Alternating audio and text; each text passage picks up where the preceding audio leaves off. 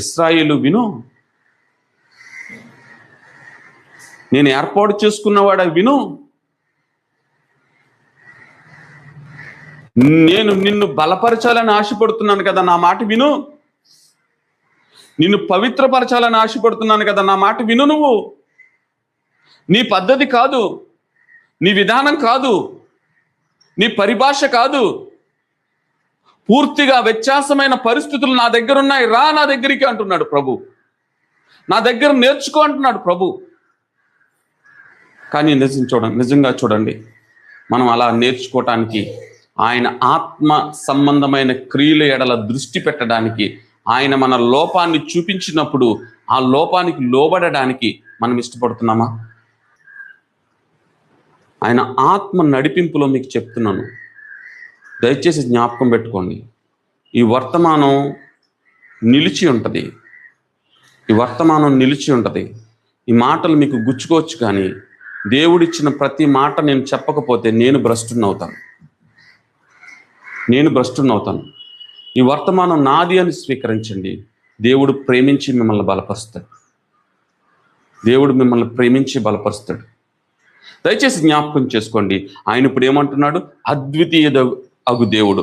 ఆ అద్వితీయ అగు దేవుడు ఎలా మాట్లాడుతున్నాడు? యెషయా గ్రంథంలో 2వ అధ్యాయంలో యెషయా గ్రంథం 1వ అధ్యాయంలో మనం చూస్తే 2వ వచనం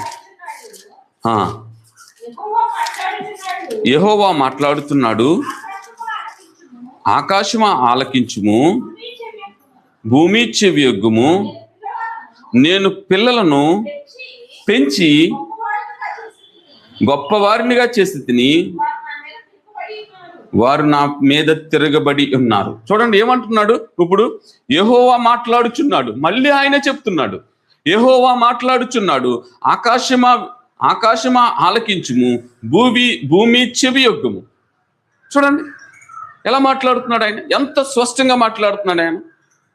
నా పిల్లల్ని ఎలా చేశాడంటే, ఆయన పిల్లల్ని నేను పిల్లలను పెంచి గొప్పవారిగా చేసి తిని వారు నా మీద తిరగబడి ఉన్నారు. చూడండి ఆయన ఏం చేస్తున్నాడంట? పిల్లల్ని ఎలా చూడాలని ఆశపడుతున్నాడంట? గొప్పవారిగా చూడాలని ఆశపడుతున్నాడు. మిమ్మల్ని బహుతరాలకు దీవెనకరంగా చూడాలని ఆశపడుతున్నాడు. బహుతరాలకు మిమ్మల్ని మాదిరికరంగా చూపించాలని ఆశపడుతున్నాడు. అందరి ఎదుటను నిన్ను నన్ను సాక్షులుగా నిలబెట్టాలని ఆశపడుతున్నాడు. మిమ్మల్ని పవిత్రపరిచి శుద్ధీకరించబడిన వ్యక్తులు ఏ విధంగా ఉంటారో, క్రీస్తుని వెంబడించిన వ్యక్తులు ఏ విధంగా ఉంటారో, క్రీస్తులో ఏ విధంగా నడుచుకోవాలో ఆ విధంగా తీర్చిదిద్దాలని చూస్తే ఈరోజు మాట వింటలేదు. చూడు ఆకాశానికి చెప్తున్నాడు ప్రభు. చూడండి ఇప్పుడు ఆకాశం లోబడుతుంది కదా, భూమి మాట వింటుంది కదా, కానీ నీవు నేను మాట వినడానికి మనకు అభ్యంతరం ఏర్పడింది ఈరోజు. దేని కొరకు? ఈ లోక సంబంధమైన ప్రతి కారణం కొరకు నీకు అభ్యంతరం. ఈ లోక సంబంధమైన విధానంలో నీకు నచ్చకపోవడం వల్ల నీకు అభ్యంతరం. నువ్వు ఈ లోకానికి మనసు పెట్టడం వల్ల నీకు అభ్యంతరం. ఈ లోకం మీద దృష్టి పెట్టడం వల్ల నీకు అభ్యంతరం. చూడండి ఇప్పుడు ప్రభు ఎవరి దగ్గరికి వెళ్ళారు? తన చేతితో సృష్టించిన మనుషుల దగ్గరికి ఆయన రాలేదు. సృష్టి దగ్గరికి వెళ్ళి ఆ సృష్టితో మాట్లాడుతున్నాడు. చూడు నా ప్రజలు నా మాట వింటలేదు, వాళ్ళని గొప్పవారిగా చేయాలనుకున్నాను, ఉన్నత స్థితిలో నిలబెట్టాలనుకున్నాను, ఒక మాదిరికరమైన జీవితం ఇవ్వాలనుకున్నాను, పవిత్రపరచాలనుకున్నాను అంటున్నాడు. కానీ మనిషి మాట వింటలేదు. మనిషికి పొజిషన్ కావాలి, దీనత్వం అక్కర్లా.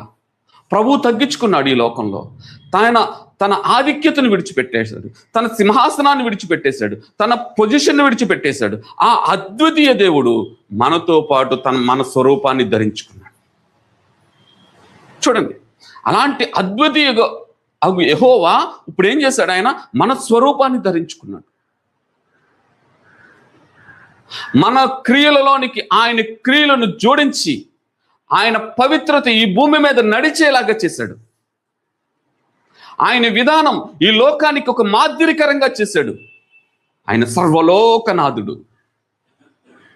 చూడండి ఆయన సర్వలోకనాథుడు. నీవు నేను ఆయన వైపు చూడలేకపోతున్నాం. నీవు నేను ఆయన యందు మనసు ఉంచలేకపోతున్నాం. కేవలం మన మనసు తెరిచి నేను పాపిని అని ఒప్పుకోలేని క్రైస్తవులుగా మనం ఉండిపోయాం. చూడండి, క్రైస్తవుడు ఈరోజు ఏం చేయలేకపోతున్నాడు? నేను పాపిని, నేను బలహీనుణ్ణి, నేను మాట వినని వాడిని, నేను దృష్టి పెట్టలేని వాడిని. చూడండి, ఇది చేయలేకపోతున్నాడు మనిషి. విధానంలో అయినా నడుచుకోవడానికి సిద్ధపడుతున్నాడు ఈరోజు. దేవుని ప్రణాళికను, దేవుని చిత్తాన్ని, దేవుని నడిపింపును త్రోసేశాడు ఈరోజు మనిషి. ఎంత భయంకరం! ఇది ఎంత భయంకరం! నిన్ను ఎలా చూడాలనుకున్నాడు ప్రభు? అనేక జనములకు తండ్రిగా చూడాలనుకున్నాడు నిన్ను. నీ సంతానాన్ని ఎలా ఉంచాలనుకున్నాడు? ఆకాశ నక్షత్రం వల్లే ఉంచాలనుకున్నాడు ఆయన. చూడండి, ఈ తుష్టమైన భోగేచ్ఛల కొరకు, ఈ తుష్టమైన శరీర మనసు కొరకు, ఈ తుష్టమైన లోక విధానం కొరకు ఈరోజు క్రైస్తవ్యం మనసు పెడితే ఎంత దుస్థితికి వెళ్ళిపోయిందో. ఈ లోక సంబంధమైన ఆచారాలను అనుసరించొద్దని ప్రభు స్పష్టంగా చెప్తున్నాడు. ఈ లోక విధానంతో సంఘాన్ని పాడు చేయకండి బాబు అని చెప్తున్నాడు. ఈ లోక విధానాలకి సంఘంలోనికి తీసుకువచ్చి సంఘాన్ని అపవిత్రపరచొద్దు. ఈరోజు సంఘంలో పశ్చాత్తాపం లేదు. ఈరోజు సంఘంలో విడుదల కొరకైన మనసు లేదు. ఈరోజు సంఘంలో మారు మనసు కొరకైన ఒక అనుభూతి లేదు. ఆ అనుభూతి పొందుకోవాలన్న మనసు లేదు. దేవుని ఆత్మను ఆహ్వానించే సిద్ధపాటు లేదు. దేవుని ఆత్మకు లోబడే మనసు లేదు. ఎప్పుడైతే నువ్వు దేవుని ఆత్మకు లోబెడతావో దేవుని ఆత్మ నిన్ను పవిత్రపరుస్తూ శుద్ధీకరిస్తూ తీసుకువెళ్తుందన్న గ్రహింపు లేదు. చూడండి, దేవుని మనసుకు నువ్వు చోటు ఇవ్వలేదు. నువ్వు అందుకే పాపంలో పడిపోయావు. దేవుని మనసుకు నువ్వు చోటు ఇవ్వలేదు. దేవుడు మాట్లాడుతూ వచ్చాడు, నిన్ను హెచ్చరిస్తూ వచ్చాడు, నిన్ను బలపరుస్తూ వచ్చాడు నిన్ను.